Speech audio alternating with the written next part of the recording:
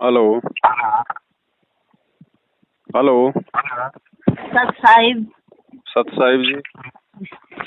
कौन दास भाई साहब। हाँ जी सत साहिब। मैंने कई बार फोन किया पर मिला ही नहीं, तो मैं बहुत परेशान हूँ। क्या करूँ? मैं तो परमात्मा से माफी भी मांग ली है, फिर भी मेरे को कुछ भी आराम नहीं आ रहा और मैं ज्यादा पैरों से बहुत लाचार हो गई हूँ। क्या करूँ? मैं समझ नहीं आ रहा मुझे। भक्ति भी कर रही हूँ मैं। क्या नाम, सुबह 4 बजे उठ के तो मैं क्या नाम प्रथम नाम भी और दूसरा नाम भी लेती हूँ और 2 टाइम की आरती भी करती हूँ, भोग भी लगाती हूँ, कभी कभी नहीं भी लगाती हूँ क्योंकि बना नहीं पाती हूँ शरीर की। क्या करूँ? मुझे समझ नहीं आ रही, मुझे कोई रास्ता ही नजर नहीं आ रहा। रास्ता तो बहन जी भक्ति का ही है और दूसरा तो कोई रास्ता नहीं है। तो क्या करूँ? ऐसी मेरे से क्या गलती हो रही, मुझे तो खुद समझ में नहीं आ रहा। अब देखो ऐसी बात नहीं है बहन जी, ऐसी बात नहीं कि लाभ नहीं हो रहा तो कोई गलती हो रही होगी, ऐसा भी नहीं होता है। अब हमारे पिछले पाप कर्मों का दबाव भी इतना भयंकर होता है कि परमात्मा धीरे धीरे काटते हैं बहन जी। अब जो भी है जैसा भी है अपना करती रहो भक्ति, अब दूसरा तो कोई तरीका कोई साधन है नहीं। और अब परमात्मा सुनेगा तभी सुनेगा जब हमारे पाप कर्म हल्के होंगे, तभी परमात्मा दया करेंगे।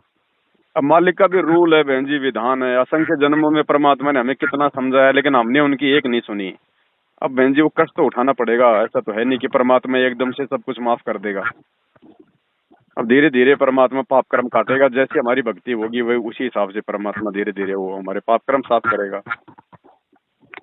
मेरे पास तो जो वहाँ आश्रम की वही बोध पुस्तक है, उसी से ही मैं क्या नाम करती हूँ। या उससे कोई दिक्कत नहीं है, आश्रम की होता है कोई भी, उससे कोई दिक्कत नहीं है। उसमें उसकी फोटो है ना, क्या नाम कबीर परमेश्वर की, जो पुरान उसकी। फोटो में हमारी आस्था नहीं होनी चाहिए, बाकी कोई दिक्कत नहीं है। क्या क्या करूँ? कुछ भी उपाय नहीं है क्या? नहीं बहन जी भक्ति है, दूसरा कोई उपाय है ही नहीं इस मार्ग में। कोई गोली दवाई मिलती तो मैं आपको बता देता, मेडिकल से ले आती खा लेती, लेकिन ऐसा तो कुछ है ही नहीं है। यहाँ तो भक्ति तो परमात्मा की भक्ति है और कुछ नहीं है। मैं बराबर कर रही हूँ, मैं बिल्कुल भी नहीं छोड़ती हूँ। जब मैं एक बार मेरा खाना छूट जाए लेकिन भक्ति नहीं छोड़ती हूँ मैं। तो आगे का काम परमात्मा का बहन जी, वो कब सुनेगा कैसे सुनेगा अब वो तो गुरु जी के ऊपर है ना। मैं थोड़ी बता सकता हूँ उन चीजों के बारे में। यही आपसे सलाह लेनी थी तो मैंने फोन किया। पहले भी बीच में भी करा था फोन। देखो करो ना करो बहन जी, करना धरना सब कुछ परमात्मा ने है, वो अपने हिसाब से करेगा। अब जब रोगी हॉस्पिटल चला जाता है तो फिर रोगी की नहीं चलती है, वहाँ डॉक्टर अपने हिसाब से करेगा ट्रीटमेंट। हमें तो खाली जो विधि बता दी उस विधि से अपनी भक्ति हम करते रहे, बाकी काम परमात्मा का है। कर रही ना, मैं आश्रम में जाती हूँ अब ना कभी वहाँ फोन करती हूँ। वहाँ तो मैंने बिल्कुल ही छोड़ दिया जाना, अपना वो घर तो में ही ठीक बैठ। है, वो तो जाओगी तो वैसे भी नुकसान है, उसमें कौन सा फायदा है जाने में। मैं तो घर में करती, जैसे मुझसे बनती है मैं कर लेती हूँ। दुख पाते पाते भी मैं फिर भी करती हूँ। हाँ तो करते रहो बहन जी, जैसा भी है अपना करते रहो। देखो ये शरीर है बहन जी, ये 8 मास का पुतला है। ऐसा नहीं है कि इसमें कोई तकलीफ नहीं होगी। गुरुजी ने ये कहा कि तकलीफ जरूर होगी, लेकिन जैसे जगत वाले लोग रोते हैं चिल्लाते हैं वैसा नहीं होगा तुम्हारे साथ में। बाकी बहन जी समय के अनुसार उम्र का प्रभाव भी होगा, शरीर में समस्या भी आएंगी, सारे काम होंगे बहन जी। समस्याएं तो बहुत है, मेरे को आंखों से भी नहीं दिखता, आंखों से भी कम दिखता है और पैरों से, कमर से लेकर पैर तक दोनों पैरों में बहुत तकलीफ रहती है। अब समस्या परमात्मा से अरदास करते रहो बहन जी, अब मालिक ही है डॉक्टर इन चीजों का। हम तो खाली एक दूसरे को सलाह दे सकते हैं, इससे ज्यादा तो हमारे हाथ में है नहीं बहन जी कुछ। हाँ, वो तो बात ठीक है, करना तो परमात्मा नहीं है। और इससे ज्यादा भी मान लो होगा तो अपनी भक्ति कौन बिगाड़ेगा भाई। नहीं, वो भक्ति तो नहीं बिगाड़ के तो और दुख पाने वाली बात है। तो परमात्मा से अरदास करो, मालिक से विनती करो, परमात्मा ही करेगा। थोड़ा बहुत कोई राहत देगा वो भी बहन जी परमात्मा ही देगा, उसी के हाथ में। बाकी अब देखो ऐसा बहन जी, ये अगर भक्ति कर रहे हैं और भगवान ने पार करना होगा तो ये लास्ट जन्म होगा, और लास्ट जन्म होगा तो बहन जी आगे के जन्मों के सारे दुख परेशानियां इसी जन्म में आलेंगी। इसलिए हर स्थिति में सहन करते रहो, अपना मालिक के गुणगान करते रहो, बस इतना ही है। गुणगान तो नहीं छोड़ती, मैं तो यही कहती हूँ परमात्मा से। तो थोड़ा बहुत तो बहन जी रहेगा, थोड़ा बहुत तो चलेगा। ये तो देखो समय आने पे बहन जी मेरे भी होगा, सबके होगा बहन। अभी हमारे जवान आठ घोड़े हैं, चलो ठीक है, अभी काम कर रहे हैं, और 10-15 साल बाद में फिर हमारी भी हालत ऐसी हो जाएगी जैसे आपकी है। तो वो परेशानियां तो तो बहन जी भोगनी पड़ेंगी, ये तो ऐसा थोड़ी है कि भाई भोगनी नहीं पड़ेंगी। उम्र तो हल्का वैसे कर देगा सब। परमात्मा, हल्का कर देगा। भक्ति में विशेष कोई बाधा नहीं पड़ने देगा, बाकी थोड़ा बहुत तो देखो चलता रहेगा। और परमात्मा जानबूझ के बरतता है बहन जी, थोड़ा बहुत तो जानबूझ के बरतता है मालिक। हम्म। तो आप अपने भक्ति में लगे रहो, बाकी आगे परमात्मा का काम है। इन छोटी छोटी बातों के लिए ऐसे मत किया करो आपस में। मालिक को पता ना क्या ऑपरेशन चल रहा है, क्या है क्या नहीं, पता नहीं आपने कसाई बन के कितने बकरे मुर्गे की टांग काट रखी है, तो क्या थोड़ा बहुत भी नहीं होगा क्या? क्या पता, हाँ पिछले जन्म में क्या करे हैं हम क्या नहीं। किए हैं हमने। हमने कभी अच्छे कर्म तो किए ही नहीं। भगवान के बिना तो हमेशा आदमी बुरे कर्म करेगा। तो हमने तो पाप कर्म ही किए हैं, जितने भी जन्म लिए हैं इतने। ये तो है। तो बहन जी वो भोगेगा कौन? हमने किए हैं तो हमने भोगने पड़ेंगे। अब भोगने तो थे बहुत भयंकर तरीके से। हमारा कहीं एक्सीडेंट हो जाना था, हाथ पैर हमारे टूट जाने थे, कहीं खाट में पड़े पड़े सड़ते, लेकिन भगवान मिल गया, भक्ति दे दी। अब हल्के फुल्के दर्द में अगर काम हो रहा है तो बहन जी उसको स्वीकार करो परमात्मा का प्रसाद मान के, और उसको भी परमात्मा ही ठीक करेगा समय आने पर, हमारे रोने धोने से नहीं करेगा। मेरे को तो 6-7 साल हो गए ये दुख चाहे पाते पाते बहन जी चाहे 25 साल क्यों ना हो पाते। जाओ, चाहे 25 साल क्यों ना हो जाओ बहन जी, जो जो कर्म है वो तो परमात्मा अपने हिसाब से काटेगा। हमारे कोई 10 साल से भक्ति करने से या 15 साल के भगत होने से नहीं कटेंगे कर्म, वो तो परमात्मा काटेगा। अब मान लो कोई 20 साल से भगत है, मर्यादा कभी निभाई नहीं, तो काहे का 20 साल से भक्ति कर रहा फिर वो तो परमात्मा को पता है ना कौन किस लायक है। ये तो बात है। तो ये सब कुछ बहन जी गुरु जी पे छोड़ो। आपको भक्ति मिल गई वो ही बहुत बड़ी चीज है। अब जैसा भी है अपना करते रहो बहन जी। बाकी ये समस्या सबके हैं, आप ये ना सोचो कि ये खाली आपके साथ में ऐसा हो रहा है, नहीं। किसी को पैसे की तकलीफ है, किसी को शरीर की तकलीफ है, किसी को बेटा बेटी की तकलीफ है, किसी को सासू ससुर से तकलीफ है। बहन जी यहाँ समस्या हर किसी को है, अपने आप में संपूर्ण कोई नहीं है यहाँ पर। तो हर प्रकार की समस्या से हर कोई ग्रसित है। अब वो समस्याएं हैं तो धीरे धीरे कटेंगी, परमात्मा धीरे धीरे काटेगा। हमारे हमारे द्वारा शिकायतें करने से या कुछ कहने से नहीं कटेगा बहन जी, उसका ट्रीटमेंट है वो अपने हिसाब से करेगा। तो लगे रहो, जैसा भी है परमात्मा जैसा भी जिस हाल में रख रहे हैं अपना लगे रहो, नीचे गर्दन करके अपनी भक्ति करते रहो, बस इसी में फायदा है। हम तो यही परमात्मा से यही प्रार्थना करते हैं कि परमात्मा हमें चाहे तू जो जितने मर्जी दुख देना, लेकिन हमें भक्ति से मत छुड़ाना, बस भक्ति से लगाए रखना, भक्ति से जोड़े रखना। तो मांगने की तो यही चीजें हैं, विनती तो यही करनी चाहिए। विनती तो भक्ति की करनी चाहिए, भक्ति दान मोय दीजियो देवन के देवा हो। मांगने की चीजें तो यही है। अब भक्ति अगर परमात्मा करवाएगा तो फिर सुख भी देगा, फिर बाकी दुख तो ऑटोमेटिक परमात्मा नाश करेगा भक्ति करवाने के लिए। अब मान लो ठीक है आपके परमात्मा ने गोडे गाडे ठीक कर दिए, आप तो क्या पता 4 दिन बाद में अपने पीर में जाके बैठ जाओगे, वहां कोई मर्यादा तोड़ के आ जाओगी। वो मालिक को पता है बहन जी आगे का हम लोग क्या क्या करने वाले हैं। वो अपने हिसाब से ट्रीटमेंट करेगा बहन जी, हमारे हमारे कहने से नहीं होगा। हमें केवल उन्होंने जो भक्ति बता दी है, जो मर्यादा बता दी, उसमें रह के अपनी भक्ति करो, बस इससे ज्यादा काम हमारा नहीं है। तकलीफ सबके हैं और आने वाले समय में सबको होगी तकलीफ।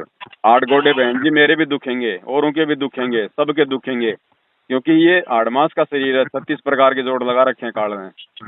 इस समय आने पर थोड़ा बहुत तकलीफ सबके शरीर में रहेगी बहन जी, और वो गॉड गिवन होती है, गॉड गिवन, ताकि हम उस दुख में परमात्मा को याद करते रहें, ज्यादा आंडी ना पाकें। ये कोई समस्या नहीं होती इस प्रकार की, हल्का फुल्का कोई हाथ पैर में दर्द हो गया, अब आंखों का दिखना बंद हो जाएगा, तो होगा बहन जी, समय आने पर तो होगा ही, आंखों का दिखना बंद होगा ही होगा, क्यों क्यों नहीं होगा। ये थोड़ी कि भाई आदमी 20 साल का है तो 70 साल में भी वैसा उसका खून रहेगा, उतना जवान रहेगा, उतना ही वजन उठाएगा।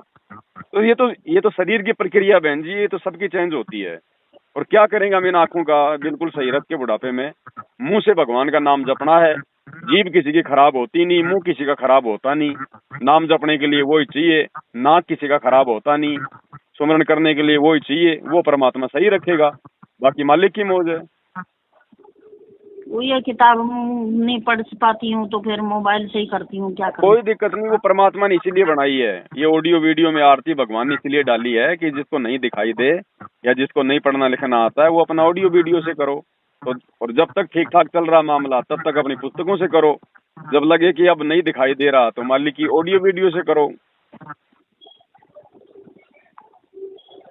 लेकिन अपना लगे रहो भक्ति पर, जैसा भी है, जैसा भी कर रही हो, अपना मर्यादाओं का ध्यान रखो। भक्ति चाहे थोड़ी हो जाए, परमात्मा कहते हैं उसमें दिक्कत नहीं है, लेकिन मर्यादा जरूरी है, भगवान पे विश्वास जरूरी है। अब इन छोटी छोटी चीजों के लिए नहीं करते ऐसे बहन जी। हमारे मेरे पास ऑडियो वीडियो तो है नहीं, बस खाली मोबाइल है, ज्यादा मैं चलाना नहीं जानती, इसलिए उसी से जैसा होता कर लेती हूँ। तो कोई दिक्कत नहीं बहन जी, उसमें क्या प्रॉब्लम है। जैसा भी अपना करो, बस इतना है, लगे रहो भक्ति पे, लगे रहो, भक्ति मत छोड़ो। अगर दरबारी छोड़ के भाग जाओगे फिर तो लेना देना कुछ नहीं है, फिर तो दुख ही दुख है। भक्ति तो नहीं छोड़ूंगी, ये तो मैंने अपने दिल में ठान रखी है, कुछ भी हो जाए, कितनी तकलीफ आए, भक्ति नहीं छोड़ूंगी। बहन जी हमारे ठानने से ज्यादा कुछ नहीं होता ना। अब जीव हम तो हमारे हाथ में है क्या, हमारे बस की बात नहीं है ना। ये भी परमात्मा ही अगर भक्ति पे रोक के रखेगा तो भी परमात्मा ही रोक के रखेगा। जीव के बस की बात नहीं कि मैंने ठान ली। हमने तो पता नहीं बहन जी आज से पहले क्या क्या ठान रखी हैं, तो क्या हो गए सारे काम पूरे। हाँ ये तो बात है। जीव के सोचने से नहीं होता बहन जी। अब जीव जो है सुख में तो प्लानिंग कर लेगा बड़ी बड़ी, और थोड़ी सी समस्या आते मायूस होकर बैठ जाएगा। तो जीव की प्लानिंग थोड़ी चलती है यहाँ पर।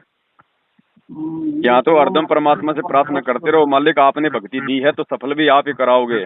हम 2 कोटि के जीव है, हमारी कोई औकात नहीं है परमात्मा। इस भाव से चलेंगे तब परमात्मा दया करते हैं। हमारे ठानने से नहीं होता बहन जी। मैंने वैसे बहुत भगत देखे हैं जो मेरे साथ में आंधी की तरह आए और तूफान की तरह भाग गए कि भाई हमारी गर्दन उतर जाएगी, लेकिन हम इस परमात्मा को नहीं छोड़ सकते। आज वो गुरुद्वारे में बैठ के वहां पर जो है वो हमारे छक रहे हैं आज वो। ये बहन जी जीव की बस की बात नहीं है। जीव की जुबान है, जो मर्जी बोल दो, इसका कोई स्टैंड तो है नहीं। हाँ जो परमात्मा करवाएगा वही होएगा, वही होगा जो परमात्मा चाहेंगे, जो गुरुदेव भगवान चाहेंगे वही होगा। उससे एक इंच बाहर नहीं होगा।